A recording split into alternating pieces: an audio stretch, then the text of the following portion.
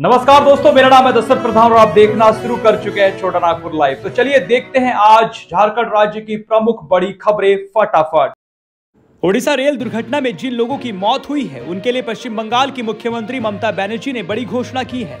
ममता बनर्जी ने कहा कि इस रेल दुर्घटना में जिन लोगों की जान गई है उनके एक परिजनों को तृणमूल कांग्रेस की सरकार नौकरी देगी। इतना ही नहीं, दुर्घटना में लोगों के अंग भंग हो गए हैं, उनके परिवार के एक सदस्यों को भी नौकरी देगी बंगाल सरकार। कल कटक और भुवनेश्वर जाएंगी ममता बनर्जी। तृणमूल कांग्रेस सुप्रीमो ने कहा कि उनकी सरकार उन लोगों को भी आर्थिक मदद देगी जो कोरामंडल एक्सप्रेस ट्रेन में सवार थे और दुर्घटना की वजह से मानसिक व शारीरिक आघात से गुजर रहे हैं। उन्होंने कहा कि एक बार फिर वो ओडिशा जाएंगी, वहां अलग अलग अस्पतालों में इलाज करा रहे बंगाल के लोगों से कटक और भुवनेश्वर में मिलेंगी। वो मंगलवार को ओडिशा जाएंगी। ममता बनर्जी ने कहा कि फिलहाल ओडिशा के अलग अलग अस्पतालों में पश्चिम बंगाल के कम से कम 206 घायल यात्री इलाज करवा रहे हैं। उन्होंने कहा कि कटक के अस्पतालों में भर्ती 33 यात्रियों की हालत गंभीर है।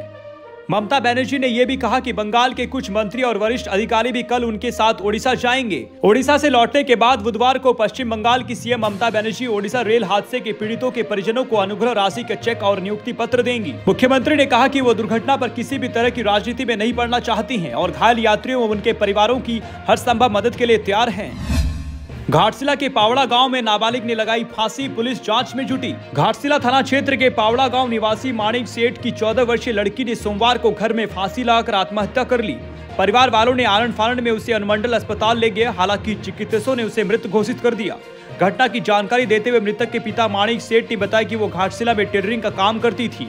बड़ा बेटा एयरटेल ऑफिस में काम करता है। मौके पर घाटशिला पुलिस पहुंचकर पूरे मामले की जानकारी ली। फांसी क्यों लगाई गई है, इस संबंध में परिवार के किसी भी सदस्य को कोई जानकारी नहीं है।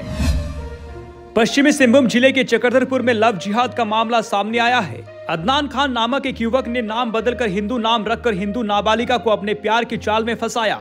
उसके बाद गर्भवती करने के बाद गर्भपात भी कराया। इस मामले में नाबालिग लड़की की मां ने चक्रधरपुर थाने में मामला दर्ज करवाया है, जिसके बाद पुलिस ने अदनान खान को गिरफ्तार कर जेल भेज दिया है। बता दें कि चक्रधरपुर के युवक अदनान खान ने पहले तो नाबालिग लड़की को गर्भवती किया, उसके बाद गर्भपात करा दिया। फिलहाल नाबालिग लड़की फिर से 2 महीने की गर्भवती हो गई है। अदनान खान रेल कर्मचारी अख्तर खान के पुत्र हैं, जो अपने माता पिता के साथ रेलवे के लोको कॉलोनी में रहता है।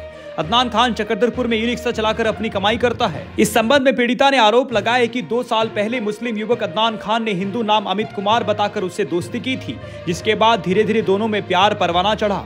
इस दौरान नाबालिग लड़की ने अमित कुमार से कई बार उसके धर्म के बारे में पूछा था, लेकिन युवक ने नाम अमित कुमार बताया और खुद को बिहारी बता रहा था। दोनों खुलकर मिलने लगे। दोनों ने देवगांव स्थित शिव मंदिर में शादी भी रचा ली और युवक ने नाबालिग को अपने साथ घर ले गया, लेकिन लड़के के घर वालों ने नाबालिग लड़की को बहू बनाने से इनकार कर दिया। जिसके बाद अदनान खान ने एक दिन घर में रखने के बाद नाबालिग लड़की को उसके घर छोड़ दिया। इस दौरान दोनों का मिलना जारी रहा और बाद में नाबालिग लड़की गर्भवती हो गई, जिसके बाद अदनान ने लड़की को दवा खिलाकर गर्भपात करा दिया। इस दौरान दोनों कहीं न कहीं मिलते रहे, जिसके बाद नाबालिग लड़की फिर से 2 माह की गर्भवती हो गई। जमशेदपुर टेल्को खड़ांगजार में बिहार के मोतिहारी जिला के रहने वाली पूजा कुमारी की शादी 10 फरवरी 2022 को टेल्को के अवधेश कुमार के साथ हुई थी। शादी के मात्र 16 माह के बाद ही उसने आत्महत्या कर ली या उसकी हत्या कर दी गई है, ये जांच का विषय बना हुआ है। 3 जून को घटना सामने तब आया जब पूजा के भाई ने अवधेश को फोन किया था।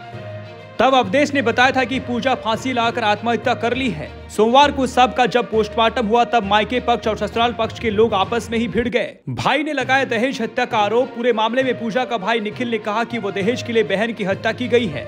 शादी के बाद से ही ससुराल वाले दहेज के रूप में कार की मांग कर रहे थे। कार नहीं देने के कारण ही पूजा की हत्या करने के बाद उसे फंदे पर लटकाकर आत्महत्या का रूप देने का काम किया गया है। जनता दल यूनाइटेड कोल्हान प्रमंडल का कार्यकर्ता सम्मेलन सरायकेला खरसवां डोबो चौक कैंप कार्यालय जेडीयू परिसर में आयोजित किया गया। विशाल कार्यकर्ता सम्मेलन के मुख्य अतिथि के रूप में बिहार सरकार के भवन निर्माण मंत्री अशोक चौधरी एवं विशिष्ट अतिथि के रूप में राज्यसभा सांसद खीरू महातो एवं युवा प्रदेश अध्यक्ष निर्मल सिंह उपस्थित थे। अशोक चौधरी ने कहा कि जनता और कार्यकर्ता हमारी जान है और हम जितना समय अपने कार्यकर्ता को देंगे हम उतना अपनी पार्टी का नींव मजबूत करेंगे। आगामी चुनाव में कामयाबी हमारी होगी। और दूसरी तरफ खीरू महातो ने कहा कि हम इस अभियान के तहत अपने कार्यकर्ता को बताना चाहते हैं कि मंत्री नीतीश बेदाग है और हमारे सभी कार्यकर्ता को एकजुट होकर 2024 का अभियान को जीत के रूप में बदलना होगा। 49 साल बाद मिला देवघर के शहीद बीएसएफ जवान बबरू मंडल के परिवार वालों को सर्टिफिकेट। देवघर के मोहनपुर प्रखंड अंतर्गत जगतपुर गांव निवासी बीएसएफ के जवान बबरू बहान मंडल की ड्यूटी के दौरान 29 वर्ष की उम्र में शहीद होने के 49 साल बाद ऑपरेशन कैजुअलिटी सर्टिफिकेट मिला। सोमवार को मणिपुर से आए बीएसएफ के डिप्टी कमांडेंट एचके पाठक ने बबरू बहान मंडल के पुत्र पूर्ण प्रकाश चंद्र प्रभा उर्फ संजय को सर्टिफिकेट दिया। सर्टिफिकेट में उल्लेख है कि 17 फरवरी 1974 को आरक्षक के रूप में बबरू बहान मंडल बीएसएफ 84 बटालियन आंतरिक सुरक्षा ड्यूटी मणिपुर में तैनात थे। बबरू बहान बटालियन की एस्कॉर्ट पार्टी में शामिल थे और एस्कॉर्ट पार्टी चुनाव कर्मियों को ले जा रही थी। इस दौरान अचानक नागा आतंकवादियों ने सुरक्षा टीम पर अंधाधुंध गोलीबारी कर दी, जिसमें बबरू बहान को गोली लग गई थी तथा वो वीरगति को प्राप्त हो गए थे। बीएसएफ ने राष्ट्र के लिए सर्वोच्च बलिदान बताते हुए सर्टिफिकेट बबरू मंडल के पुत्र को सौंप दिया। पूर्वी सिंहभूम के पटमदा में चलती बस में लगी आग, ड्राइवर की सूझबूझ से बची 30 यात्रियों की जान। पूर्वी सिंहभूम के टाटा पटमदा मुख्य सड़क पर ठनठनी घाटी में सोमवार की शाम करीब 5 बजे टाटा से बोकारो जाने वाली कल्याणी नामक बस में अचानक आग लग गई। इस दौरान बस धू कर जलकर खाक हो गई। हालांकि इससे पहले ड्राइवर बुलेट चंद्र महतो की सूझबूझ से सभी यात्रियों को सुरक्षित उतार लिया गया था। करीब 1 घंटा तक लगातार बस के जलने के बाद शाम करीब 6 बजे जमशेदपुर से दमकल वाहन पहुंची और आग को बुझाने का कार्य शुरू हुआ। घटना की सूचना पाकर मौके पर पहुंची पटमदा पुलिस ने सुरक्षा के दृष्टिकोण से दोनों ओर से वाहनों का आवागमन रोक दिया। पटमदा थाना के अवर निरीक्षक विनय कुमार से पूछने पर उन्होंने इस घटना का कारण शॉर्ट सर्किट बताया है। पुलिस मामले की छानबीन कर रही है। उन्होंने बताया कि ठनठनी घाटी में मोबाइल नेटवर्क की समस्या होने की वजह से पुलिस को देर से सूचना मिली। रांची में गैस सिलेंडर चोर गिरोह का खुलासा, 101 सिलेंडर के साथ 4 आरोपी गिरफ्तार। रांची पुलिस ने गैस सिलेंडर चोर गिरोह का खुलासा किया है। इस मामले में 4 आरोपियों को गिरफ्तार किया गया है।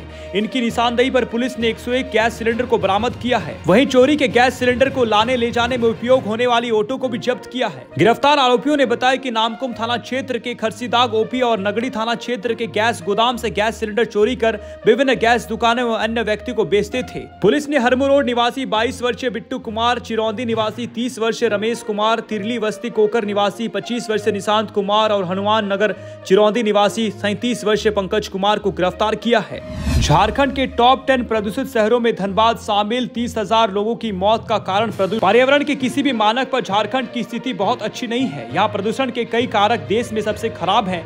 देश के टॉप 10 प्रदूषित शहरों की सूची में झारखंड का धनबाद शामिल है। वहीं राज्य की कुछ नदियां इतनी प्रदूषित है कि इनमें जलीय जीव नहीं रह सकते हैं, जबकि देश में सबसे अधिक सूखा पड़ने वाला जिला भी झारखंड में ही है।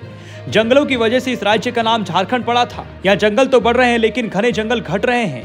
इसरो की रिपोर्ट में जिक्र है कि यहाँ की जमीन बंजर होते जा रही है। इसके बावजूद यहाँ पर्यावरण को प्रदूषित होने रोकने के लिए ठोस प्रयास नहीं हो रही है। पर्यावरण संरक्षण के लिए जो पैसा मिल रहा है वो भी खर्च नहीं हो पा रहा है। अब तक सभी जिलों का क्लाइमेट एक्शन प्लान नहीं बन पाया है। केंद्रीय प्रदूषण नियंत्रण बोर्ड बार बार सभी जिलों में प्रदूषण का स्तर जानने के लिए उपकरण लगाने को कह रहा है। इसके बावजूद मात्र 2 स्थानों की रिपोर्ट ही भारत सरकार को मिल पा रही है।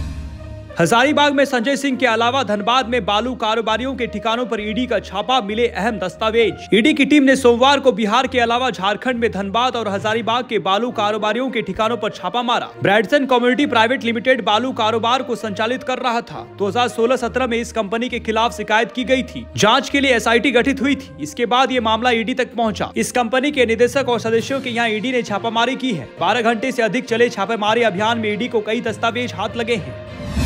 विश्व पर्यावरण दिवस पर मिशन लाइफ कार्यक्रम आयोजित, मंत्री बादल पत्रलेख ने कही बड़ी बात। विश्व पर्यावरण दिवस के अवसर पर झारखंड सरकार ने सोमवार को मिशन लाइफ कार्यक्रम का आयोजन किया। कार्यक्रम का आयोजन प्रोजेक्ट भवन में किया गया। इसके मुख्य उद्देश्य एक बेहतर पर्यावरण की दिशा में पहल करना था। कार्यक्रम में मुख्य अतिथि के तौर पर कृषि विकास मंत्री बादल पत्रलेख मौजूद थे। कार्यक्रम के अवसर पर मिशन लाइफ के तहत एक बुकलेट लाइव झारखंड का मुख्य अतिथियों ने लोकार्पण भी किया। मौके पर पर्यावरण संरक्षण को लेकर एक पर्यावरण एंथम का भी लोकार्पण किया गया। इस अवसर पर पूरे झारखंड में पर्यावरण संरक्षण की दिशा में बेहतर कार्य करने वाले लोगों को मंत्री बादल पत्रलेख ने सम्मानित भी किया। इस दौरान मंत्री बादल पत्रलेख ने कहा कि 1967 में पहली बार विश्व पर्यावरण दिवस मनाई गई थी। हमारे राज्य के कुछ हीरो हैं जो पूरे झारखंड में पर्यावरण की दिशा में पहल कर रहे हैं। आज की 10 बड़ी खबरें बुलेटिन समाप्त। पल पल की खबरों के लिए चैनल से जुड़े रहिए। धन्यवाद। जोहार।